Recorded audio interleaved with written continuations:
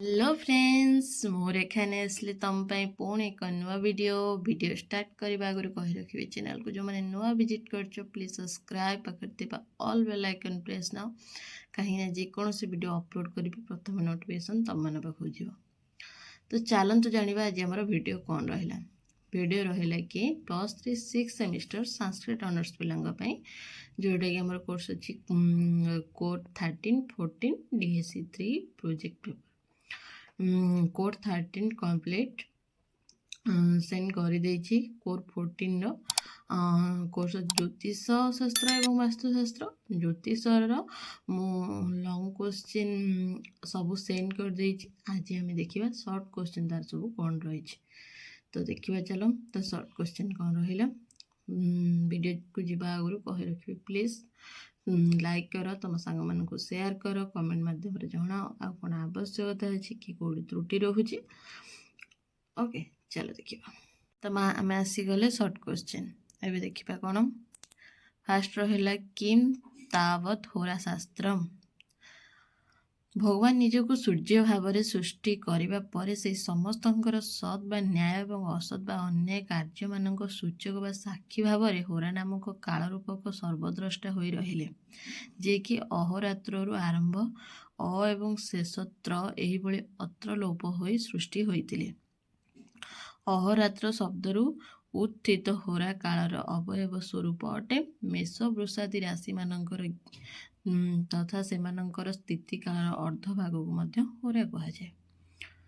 Okay जीवा के द्वादशराय अथवा द्वादश राशि नामानि लिखतम।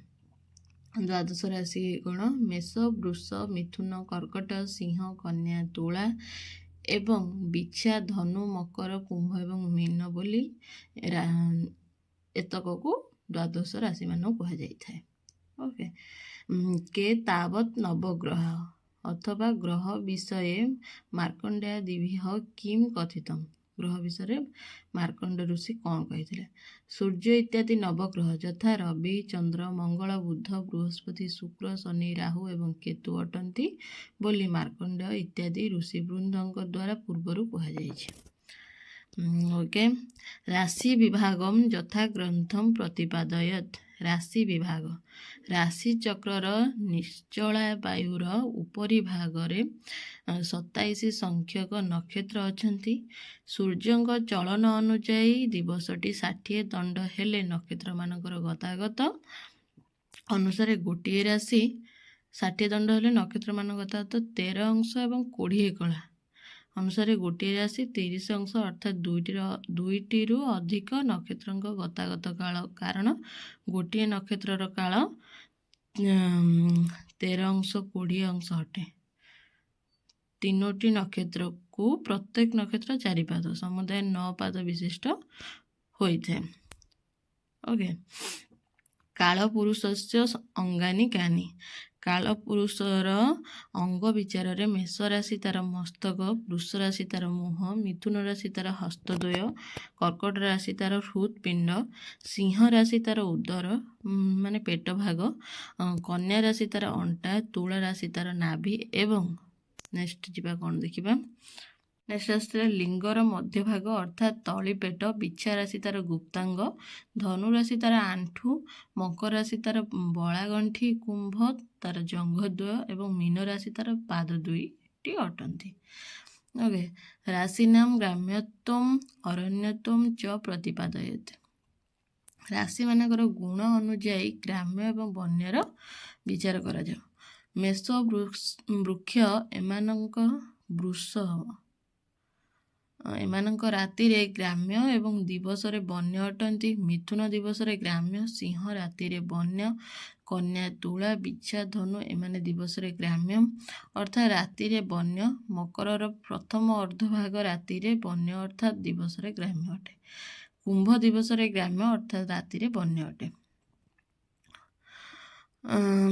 कर्कट मकर 16 रु 30 अंश एवं मीन संपर्क में किसी गुआ जाए ना कारण एमाने जलचर अटंती एणु ना एमाने ग्राम्य ना आरण्यक। राशि नाम जात्यधिकारम लिखत ରାଶିମାନଙ୍କର ସେମାନଙ୍କ ଜାତି ବିଚାର ମୀନ କର୍କଟ ଏବଂ ବିଛା ଏମାନେ ବ୍ରାହ୍ମଣ ଶ୍ରେଣୀର, ସିଂହ ତୁଳା ଏବଂ ଧନୁ ଏମାନେ କ୍ଷତ୍ରିୟ ଶ୍ରେଣୀର, କୁମ୍ଭ ମିଥୁନ ଏବଂ ମେଷ ଏମାନେ ବୈଶ୍ୟ ଅଟନ୍ତି ଏବଂ କନ୍ୟା ବୃଷ ଏବଂ ମକର ଏମାନେ ଶୂଦ୍ର ଶ୍ରେଣୀର ଅଟନ୍ତି। ଓକେ, ରାଶି ନାମ ବର୍ଣ୍ଣମ ବିଚାରମ କୁରୁତ। ରାଶିମାନଙ୍କର ରଙ୍ଗ ବିବେଚନା, ମେଷ ରାଶି ଲାଲ ରଙ୍ଗ, ବୃଷ ରାଶି ଧଳା ରଙ୍ଗ, ମିଥୁନ ରାଶି ସବୁଜ ରଙ୍ଗ, କର୍କଟ ଗୋଲାପୀ, ସିଂହ ପାଣ୍ଡୁର ବର୍ଣ୍ଣ, କନ୍ୟା ରାଶି ଛିଟ ରଙ୍ଗ, ମକର ରାଶି ବିଚିତ୍ର ବର୍ଣ୍ଣ, କୁମ୍ଭ ରାଶି ମେଘୁଆ ବର୍ଣ୍ଣ ଏବଂ ମୀନ ରାଶି କ୍ରମାନୁଯାୟୀ ମଳିନ ରଙ୍ଗର ହୋଇଥାନ୍ତି। ଓକେ, ରାଶି ନାମ ଜଳଜାଦି ବିଚାରମ କୁରୁତ। ରାଶିମାନଙ୍କର ଜଳଜ ଇତ୍ୟାଦିର ବିଚାର। କର୍କଟ ମୀନ ମକରର ଶେଷାର୍ଦ୍ଧ ଏବଂ କୁମ୍ଭ ଏମାନେ ଜଳଜ ରାଶି ଅଟନ୍ତି। ଅନ୍ୟ ସବୁ ଶୁଷ୍କ ରାଶି ଅଟନ୍ତି ବୋଲି ମାର୍କଣ୍ଡେୟ ଇତ୍ୟାଦି ଋଷିବୃନ୍ଦ କହିଛନ୍ତି। ଗ୍ରହାଣାମ ବର୍ଣ୍ଣ ବିଚାରମ ଯଥାଗ୍ରନ୍ଥମ ପ୍ରତିପାଦୟେତ୍। ଗ୍ରହମାନଙ୍କର ଶାରୀରିକ ରଙ୍ଗ, ସୂର୍ଯ୍ୟଙ୍କର ବର୍ଣ୍ଣ ଗୌର, ଚନ୍ଦ୍ର ବୃହସ୍ପତି ଏବଂ ମଙ୍ଗଳ ଗୌର ବର୍ଣ୍ଣର ଅଟନ୍ତି। ବୁଧ ଏବଂ ଶୁକ୍ର ଶ୍ରାବନା ବା ଶ୍ୟାମଳ ବର୍ଣ୍ଣର ଅଟନ୍ତି। ରାହୁ ଏବଂ ଶନି କୃଷ୍ଣ ବର୍ଣ୍ଣର ଅଟନ୍ତି। ଅଧା ଲାଲ ଏବଂ ଅଧା କଳା ମିଶ୍ରିତ ରଙ୍ଗର ସମସ୍ତ ଦେହର ଅଧିକାରୀ କେତୁ ଅଟନ୍ତି। ଓକେ, ଗ୍ରହାଣାମ ପ୍ରକୃତି ବିଚାରମ ଗୁରୁତ୍ୱ। ସୂର୍ଯ୍ୟ ଏବଂ ମଙ୍ଗଳ ପିତ୍ତ ପ୍ରକୃତିର, ଚନ୍ଦ୍ର ଏବଂ ଶୁକ୍ର ଗ୍ରହ କଫ ପ୍ରକୃତିର, ବୁଧ ବୃହସ୍ପତି ସମ ପ୍ରକୃତିର ତଥା ରାହୁ ଏବଂ ଶନି ବାତ ପ୍ରକୃତିର ଅଟନ୍ତି। 12 ନମ୍ବର କ'ଣ ରହିଲା? ସୂର୍ଯ୍ୟ ଗ୍ରହସ୍ୟ ସ୍ୱରୂପମ ଉଲ୍ଲିଖତ। ରବି ଗ୍ରହ ମହୁ ଭଳି ପିଙ୍ଗଳ ରଙ୍ଗର ଆଖି ଥିବା, ମୋଟା ସୋଟା ଚୌକସ ଦେହ ଥିଲା, ପବିତ୍ର କିନ୍ତୁ କାର୍ଯ୍ୟକୁଶଳ, ସାମାନ୍ୟ କ୍ରୋଧୀ, ପୁରୁ, ବୁଦ୍ଧିମାନ ତଥା ଅଳ୍ପ ବୟସ ଯୁକ୍ତ ଅଟନ୍ତି। ସର୍ଟ କ୍ୱେଶ୍ଚିନ୍, ସବୁ ଲଙ୍ଗ କ୍ୱେଶ୍ଚିନ୍ ପଢ଼ିକି ମନେ ରଖିଦେଲେ ସର୍ଟ କ୍ୱେଶ୍ଚିନ୍ ତୁମକୁ ଆଉ କରିବା ପାଇଁ କଷ୍ଟ ହେବନି। ସବୁ ସର୍ଟ କ୍ୱେଶ୍ଚିନ୍ ତା ଦେହରୁ ହିଁ ଅଛି, ତୁମକୁ କରିବାକୁ ବହୁତ ସହଜ ହେବ। ଯିବା ନେକ୍ସଟ ପାରାଗ୍ରାଫକୁ। 13 ନମ୍ବର କହିଲା ଚନ୍ଦ୍ରଗ୍ରହସ୍ୟ ସ୍ୱରୂପମ ଲିଖତ। ସୋମ ବା ଚନ୍ଦ୍ରଗ୍ରହ ବାତ ପ୍ରକୃତିର, ଏମାନେ ପ୍ରାୟତଃ ପ୍ରଗଳ୍ଭ କୁଶଳୀ ବକ୍ତା ହୋଇଥାନ୍ତି ତଥା କଫ ଥଣ୍ଡା ପ୍ରକୃତିର ଅଟନ୍ତି। ଚନ୍ଦ୍ରଙ୍କ ଶରୀର ଗୋଲାକାର, ହୃଷ୍ଟପୃଷ୍ଟ ଓ ଆକର୍ଷଣୀୟ। ସେ ଅତ୍ୟନ୍ତ କୋମଳ ତଥା ଶ୍ରୁତି ମଧୁର କଥା କହିବାରେ ଧୁରନ୍ଧର। ଚଞ୍ଚଳ ପ୍ରକୃତିର, ଚାଲାକ ଏବଂ କର୍ମଦକ୍ଷ ତଥା ମଦାନୁତ୍ତର ଅର୍ଥାତ୍ କାମ ଭାବରେ ଅନବରତ ଜର୍ଜରିତ ଅଟନ୍ତି। ମଙ୍ଗଳ ଗ୍ରହସ୍ୟ କିମ୍ ତାବତ୍ ସ୍ୱରୂପମ। ମଙ୍ଗଳ ଗ୍ରହଙ୍କ ଆଖି ଲାଲ ବର୍ଣ୍ଣର, ସେ କଠୋର ସ୍ୱଭାବରେ, ଚଞ୍ଚଳତା, ମନରେ ଉଦାରତା, ପ୍ରକୃତିରେ ପିତ୍ତର ଆଧିକ୍ୟ, ଅତଏବ କ୍ରୋଧୀ, ଶରୀର ପତଳା ଏବଂ ମଧ୍ୟମ ଧରଣର ହୋଇଥାଏ। ବୁଧ ଗ୍ରହସ୍ୟ ସ୍ୱରୂପମ ଆଲୋଚୟେତ୍। ବୁଧ ଚମତ୍କାର ଶରୀର ବିଶିଷ୍ଟ, ଅନେକାର୍ଥରେ କଥା କହିବାରେ ପ୍ରବୀଣ, ସତତ ହାସ୍ୟପ୍ରିୟ ପଣ୍ଡିତ ଅଟନ୍ତି। ସେ ବାତ ପିତ୍ତ ଏବଂ କଫ ପ୍ରଧାନ ଅର୍ଥାତ୍ ଏକାଧାରରେ କ୍ରୋଧୀ ସ୍ୱଭାବତଃ, ଶୀତଳ ତଥା କୁଶଳ ବକ୍ତା ଭାବରେ ପରିଚିତ ଅଟନ୍ତି। ବୃହସ୍ପତେଃ ସ୍ୱରୂପମ କିମ୍। ବୃହସ୍ପତି ଗ୍ରହ ବିଶାଳ ଶରୀରଯୁକ୍ତ, ତାଙ୍କର କେଶ ଏବଂ ଚାହାଣୀ କଇରା ରଙ୍ଗର, ଥଣ୍ଡା ପ୍ରକୃତିର ତଥା ସକଳ ଶାସ୍ତ୍ରର ଧୁରନ୍ଧର ଏବଂ ବୁଦ୍ଧିମାନ ଅଟନ୍ତି। ଶୁକ୍ର ଗ୍ରହସ୍ୟ ସଂକ୍ଷେପେଣ ସ୍ୱରୂପମାଲୋକୟେତ୍। ଶୁକ୍ର ଗ୍ରହ ଆନନ୍ଦର ପ୍ରତୀକ ଅଟନ୍ତି। ସର୍ବଦା ସୁଖୀ, ସୁନ୍ଦର ଶରୀରଯୁକ୍ତ, ରମଣୀୟ, ରସଯୁକ୍ତ, ତା ସର୍ବପ୍ରଧାନ ଅଟନ୍ତି। ଏକ ଗ୍ରହ ପ୍ରକୃତିରେ ଶୀତଳ କିନ୍ତୁ ପବନ ଭଳି ଆତ୍ମାରେ ଚଞ୍ଚଳ ଅଟନ୍ତି। ଏକାଙ୍କ, କେଶରାଶି କୁଞ୍ଚୁକୁଞ୍ଚିଆ ବା କୁଟିଳ ତଥା ସେ ନିଜେ କବି ଅଟନ୍ତି। ଶନି ଗ୍ରହସ୍ୟ ସ୍ୱରୂପମ ଲିଖତ। ସୂର୍ଯ୍ୟପୁତ୍ର ଶନିଙ୍କ ଶରୀର ପତଳା ତଥା ଡେଙ୍ଗା, ଆଖି କଇରା ରଙ୍ଗର, ପବନ ଭଳି ଚଞ୍ଚଳାତ୍ମକ, ବଡ଼ ବଡ଼ ଦାନ୍ତଯୁକ୍ତ, ଅଳସୁଆ ବିକଳାଙ୍ଗ ହେତୁ ଧୀରେ ଧୀରେ ଚାଲନ୍ତି। ତାଙ୍କର ଦେହ ସାରା ଟାଉଁସିଆ ରୁମ ଏବଂ ମୁଣ୍ଡ କେଶ ମଧ୍ୟ ଟାଉଁସିଆ। ରାହୁ କେତୁ ଗ୍ରହୟୋଃ ସ୍ୱରୂପମ କିମ୍। ଶୂର୍ବାନୁ ଅର୍ଥାତ୍ ରାହୁ ଆକାରରେ ଧୂଆଁ ଭଳି, କୃଷ୍ଣକାୟ, ଅରଣ୍ୟ ନିବାସୀ ତଥା ଭୟଙ୍କର ଅଟନ୍ତି। ବାତ୍ ପ୍ରକୃତିର ହୋଇଥିବାରୁ କଥାବାର୍ତ୍ତାରେ ସେ ପ୍ରଗଳ୍ଭ ତଥା ବୁଦ୍ଧିମାନ। ଠିକ୍ ସେହିଭଳି କେତୁ ମଧ୍ୟ ଅଟନ୍ତି। ଜାତକସ୍ୟ ଉପରି ଗ୍ରହାଣାମ୍ ପ୍ରଭାବମ୍ ପ୍ରତିପାଦୟତି। ଯିଏ ସାତ୍ତ୍ୱିକ ତାହାର ଦୟାଭାବ ତଥା ଧୈର୍ଯ୍ୟ ଥାଏ, ସେ ସତ୍ୟବାଦୀ ଏବଂ କ୍ଷମାଶାଳୀ ଅଟେ। ସେ ଦେବତା ତଥା ବ୍ରାହ୍ମଣଙ୍କୁ ଭକ୍ତି କରେ। ଯିଏ ରଜୋଗୁଣ ସମ୍ପନ୍ନ ଅଟେ, ସେ କବିପ୍ରାଣ ତଥା କାବ୍ୟକର୍ତ୍ତା ହୁଏ ନିଜର ଶକ୍ତି ବୃଦ୍ଧି ପାଇଁ। ନେକ୍ସଟ ପାରାଗ୍ରାଫକୁ ଯିବା। ସେ ଯଜ୍ଞ ଦାନାଦି କରେ ଏବଂ ସେ ସାଧାରଣତଃ ନାରୀ ଅଭିଳାଷୀ ହୋଇଥାଏ। ତମ ଗୁଣ ଯାହାଠାରେ ଥାଏ ସେ ମୂର୍ଖ ତଥା ଅଳସୁଆ, ବଦ୍ରାଗୀ ତଥା ନିର୍ଦ୍ଦାଳୁ ହୋଇଥାଏ। ଗ୍ରହାଣାମ୍ ଦିଗଧିପତିତ୍ୱ ମାଲାଚେତ୍। ସୂର୍ଯ୍ୟ, ଶୁକ୍ର, ମଙ୍ଗଳ, ରାହୁ, ଶନି, ଚନ୍ଦ୍ର, ବୁଧ ଏବଂ ବୃହସ୍ପତି ଯଥାକ୍ରମେ ପୂର୍ବ, ଆଗ୍ନେୟ, ଦକ୍ଷିଣ, ନୈଋତ୍ୟ, ପଶ୍ଚିମ, ବାୟବ୍ୟ, ଉତ୍ତର ଏବଂ ଈଶାନ୍ୟ ଇତ୍ୟାଦି ଦିଗମାନଙ୍କର ଅଧିପତି ଅଟନ୍ତି। କିଏ? ଗ୍ରହ। ଗ୍ରହାଣାମ୍ ପୁରୁଷାଦି ନିରୂପଣମ୍ କୁରୁତ। ମଙ୍ଗଳ, ରବି ଏବଂ ବୃହସ୍ପତି ପୁରୁଷରୁ କାରକ ଗ୍ରହ, ବୁଧ ଓ ଶନି ନପୁଂସକ କାରକ ଗ୍ରହ ଏବଂ ଶୁକ୍ର ଓ ଚନ୍ଦ୍ର 2 ଜଣ ସ୍ତ୍ରୀ କାରକ ଗ୍ରହ ଭାବରେ ପରିଚିତ ଅଟନ୍ତି। ଗ୍ରହଣାମ୍ ବେଦାଧିପତିତ୍ୱମ୍ ଲିଖତେ। ଋଗ୍ ବେଦର ଅଧିକାରୀ ବୃହସ୍ପତି, ଯଜୁର୍ବେଦର ଅଧିକାରୀ ଶୁକ୍ର, ସାମବେଦର ଅଧିକାରୀ ମଙ୍ଗଳ ଏବଂ ଅଥର୍ବ ବେଦର ଅଧିକାରୀ ବୁଧ ଅଟନ୍ତି। ଗ୍ରହଣାମ୍ ପାପ ଶୁଭ ବିଚାରମ୍ ପ୍ରସ୍ତୁୟତ। ଚନ୍ଦ୍ର କୃଷ୍ଣ ପକ୍ଷର ନବମୀ ଠାରୁ ମଙ୍ଗଳ ଅଷ୍ଟମୀ ପର୍ଯ୍ୟନ୍ତ ପାପୀ ଅଟେ। ଅଧକରେ ସୂର୍ଯ୍ୟ, ଶନି ଓ ମଙ୍ଗଳ ପାପଗ୍ରହ ଅଟନ୍ତି। ବୁଧ ପାପଗ୍ରହ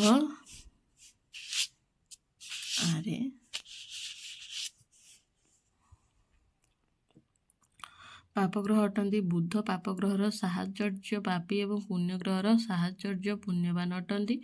ଅନ୍ୟମାନେ ଯଥା ବୃହସ୍ପତି ଏବଂ ଶୁକ୍ର ଶୁଭ ଗ୍ରହ ଅଟନ୍ତି, କିନ୍ତୁ ରାହୁ ଏବଂ କେତୁ ଛାୟାଗ୍ରହ ଦ୍ୱୟ ପାପଗ୍ରହ ଅଟନ୍ତି ବୋଲି ବିଷ୍ଣୁ ଧର୍ମୋତ୍ତର ଗ୍ରନ୍ଥରେ କୁହାଯାଇଛି। ଗ୍ରହାଣାମ୍ କ୍ଷେତ୍ରାଣୀ ନିରୂପୟେତ୍। ମେଷ ମଙ୍ଗଳଙ୍କର, ବୃଷ ଶୁକ୍ରଙ୍କର, ମିଥୁନ ବୁଧଙ୍କର, କର୍କଟ ଚନ୍ଦ୍ରଙ୍କର, ସିଂହ ରବିଙ୍କର, କନ୍ୟା ବୁଧଙ୍କର, ତୁଳା ଶୁକ୍ରଙ୍କର, ବିଛା ମଙ୍ଗଳଙ୍କର, ଧନୁ ବୃହସ୍ପତିଙ୍କର, ମକର ଓ କୁମ୍ଭ ଶନିଙ୍କର, ମୀନ ବୃହସ୍ପତିଙ୍କର ଗୃହ ଅଟେ। ରାହୁ ଗ୍ରହସ୍ୟ ଦୃଷ୍ଟି ବିଚାରମ୍ ଉପସ୍ଥାପୟତ୍। ରାହୁ ନିଜେ ଥିବା ଗୃହକୁ ପଞ୍ଚମ, ସପ୍ତମ, ନବମ ଓ ଦ୍ୱାଦଶ ସ୍ଥାନକୁ ପୂର୍ଣ୍ଣ ମାତ୍ରାରେ ଅର୍ଥାତ୍ 4 ପାଦ ଦୃଷ୍ଟିରେ ଦେଖନ୍ତି। ଦ୍ୱିତୀୟ ଓ ଦଶମ ସ୍ଥାନକୁ 3 ପାଦ ଦୃଷ୍ଟିରେ, ତୃତୀୟ, ଷଷ୍ଠ, ଚତୁର୍ଥ ଏବଂ ଅଷ୍ଟମକୁ ଅର୍ଧ ଦୃଷ୍ଟିରେ ଅର୍ଥାତ୍ 2 ପାଦ ଦୃଷ୍ଟିରେ ଦେଖନ୍ତି। ସେ ନିଜେ ରହୁଥିବା ଘରକୁ ଏବଂ ଏକାଦଶ ଘରକୁ ଆଦୌ ଦେଖିପାରନ୍ତି ନାହିଁ। ଗ୍ରହଣାମ୍ ରସାଧିପତିତ୍ୱ ପ୍ରକଟୟତ୍। ଗ୍ରହବୃନ୍ଦଙ୍କର କଟୁ ଇତ୍ୟାଦି ରସ ପ୍ରସଙ୍ଗରେ ନିର୍ଣ୍ଣୟ କରାଯାଇଛି ଯେ ରାଗୁଆ, ଲୁଣିଆ, ପିତା ମିଶ୍ରିତ, ସ୍ୱାଦଯୁକ୍ତ, ମିଠା, ଆମ୍ବିଳା ବା ଖଟା ଏବଂ କଷା ଇତ୍ୟାଦି ସୂର୍ଯ୍ୟଙ୍କ ଠାରୁ କ୍ରମାନୁଯାୟୀ ଗଣନା କରାଯିବା ଉଚିତ। ସୂର୍ଯ୍ୟ ଇତ୍ୟାଦି ମୁଖ ଇତ୍ୟାଦିରେ ବିଦ୍ୟମାନ ହୋଇଥିଲେ ସେଠାରେ ଥିବା ଅଥବା ସେଠାକୁ ଦୃଷ୍ଟି ଥିବା ଗ୍ରହର ଅଭିମତ ରସମାନ ଅଧିକ ଅମୋଦକର ହୁଅନ୍ତି। ନେକ୍ସଟ ପାରାଗ୍ରାଫ, ଲାଷ୍ଟ ପାରାଗ୍ରାଫ ଦେଖିବା କ'ଣ ଅଛି। ନେକ୍ସଟ ଏବଂ ଲାଷ୍ଟ ପାରାଗ୍ରାଫ ଏଇଟା ରହିଲା 28 ନମ୍ବର। ଜାତକାନୁସାରମ୍ କିମ୍ ତାବତ୍ କେନ୍ଦ୍ରମ୍। ଲଗ୍ନ ଇତ୍ୟାଦି ଭାବ ଗୃହମାନଙ୍କର ସଂଜ୍ଞା ଲଗ୍ନ, ଚତୁର୍ଥ, ସପ୍ତମ ଏବଂ ଦଶମ ଭାବ ଗୃହକୁ ବିଶେଷ ଭାବରେ କେନ୍ଦ୍ର କହନ୍ତି। ଦ୍ୱିତୀୟ, ପଞ୍ଚମ, ଅଷ୍ଟମ ଏବଂ ଏକାଦଶ ଭାବ ଗୃହକୁ ଉପକେନ୍ଦ୍ର କହନ୍ତି। ତୃତୀୟ, ଷଷ୍ଠ, ନବମ ଓ ଦ୍ୱାଦଶ ଭାବ ଗୃହଗୁଡ଼ିକୁ ଅନୁକେନ୍ଦ୍ର କହନ୍ତି। ଓକେ। ଜାତକାନୁସାରମ୍ କିମ୍ ତାବତ୍ ଉପକେନ୍ଦ୍ରମ୍। ଲଗ୍ନ ଇତ୍ୟାଦି ଭାବ ଗୃହମାନଙ୍କର ସଂଜ୍ଞା ଲଗ୍ନ, ଚତୁର୍ଥ, ସପ୍ତମ ଏବଂ ଦଶମ ଭାବ ଗୃହକୁ ବିଶେଷ ଭାବରେ କେନ୍ଦ୍ର କହନ୍ତି। ଦ୍ୱିତୀୟ, ପଞ୍ଚମ, ଅଷ୍ଟମ, ଏକାଦଶ ଭାବ ଉପକେନ୍ଦ୍ର କହନ୍ତି। ତୃତୀୟ, ଷଷ୍ଠ, ନବମ ଓ ଦ୍ୱାଦଶ ଭାବ ଗୃହଗୁଡ଼ିକୁ ଅନୁକେନ୍ଦ୍ର କହନ୍ତି। ସେମ୍ ଆନ୍ସର୍ ରହିଲା। ଓକେ। ଉପକେନ୍ଦ୍ର ଓ ଦାଦା କେନ୍ଦ୍ରମ୍ କାହାକୁ କୁହନ୍ତି ସେଇଥିରେ ଦେଇଥିଲା, ପୁଣି ଉପକେନ୍ଦ୍ର ବି ସେଇଥିରେ ଦେଇଥିଲା। ଦୁଇଟା କ୍ୱେଶ୍ଚନ୍ ସେମ୍ ହିଁ ହେବ। ତମେ ଏତେ ଲେଖିବନି, ସେ ଖାଲି କହିଛି କେନ୍ଦ୍ରମ୍, ତମେ ଖାଲି କେନ୍ଦ୍ର ଲେଖିବ। ଲଗ୍ନ ଇତ୍ୟାଦି ଭାବ ଗୃହମାନଙ୍କର ସଂଜ୍ଞା ଲଗ୍ନ, ଚତୁର୍ଥ, ସପ୍ତମ ଏବଂ ଦଶମ ଭାବ ଗୃହକୁ ବିଶେଷ ଭାବରେ କେନ୍ଦ୍ର କହନ୍ତି। ତମେ ଏତିକି ଲେଖିବ। ଉପକେନ୍ଦ୍ର କହିଲେ ତାପରେ ଟୋଟାଲ ଉପକେନ୍ଦ୍ର ପର୍ଯ୍ୟନ୍ତ ଲେଖିବ। ପୁଣି ଯଦି କହିଥିବ ଅନୁକେନ୍ଦ୍ର ତାହେଲେ ଲେଖିବ। ଓକେ। 3ଟା କ୍ୱେଶ୍ଚନ୍ ହେଇପାରିବ, ଦେଖିବ। ତ ଇଏ ରହିଲା ସର୍ଟ କ୍ୱେଶ୍ଚନ୍, ଏଠି ଶେଷ ହେଲା। ତାପରେ ଆମେ ଷ୍ଟାର୍ଟ କରିବା କ'ଣ, ବାସ୍ତୁଶାସ୍ତ୍ର। ତ ପୁଣି ଥରେ କହି ରଖିବି ଚ୍ୟାନେଲକୁ ଯେଉଁମାନେ ନୂଆ ଭିଜିଟ୍ କରୁଛ ପ୍ଲିଜ୍ ସବସ୍କ୍ରାଇବ୍ ପାଖରେ ଥିବା all bell icon press now, କାହିଁକିନା ଯେକୌଣସି ଭିଡ଼ିଓ ଅପଲୋଡ଼ କରିବେ ନୋଟିଫିକେସନ୍ ତୁମମାନଙ୍କ ପାଖକୁ ଯିବ। ଆଉ ଲାଇକ୍ କର, ତୁମ ସାଙ୍ଗମାନଙ୍କ ପାଖକୁ ସେୟାର କର, କମେଣ୍ଟ ମାଧ୍ୟମରେ ଜଣାଅ କେଉଁଠି ଯଦି ଭୁଲ ରହିଲା ସଂଶୋଧନ କରିବି, ଆଉ କ'ଣ ଆବଶ୍ୟକତା ଅଛି, ତ ଆଉ କ'ଣ ରହିଗଲା ଦେଖିବା। ତ ରହୁଛି, ପୁଣି ଦେଖା ଆଉ ଏକ ନୂଆ ଭିଡ଼ିଓରେ। ଭିଡ଼ିଓ ଆଣିଦେବି ବାସ୍ତୁଶାସ୍ତ୍ରର। ରହୁଛି, ଟାଟା।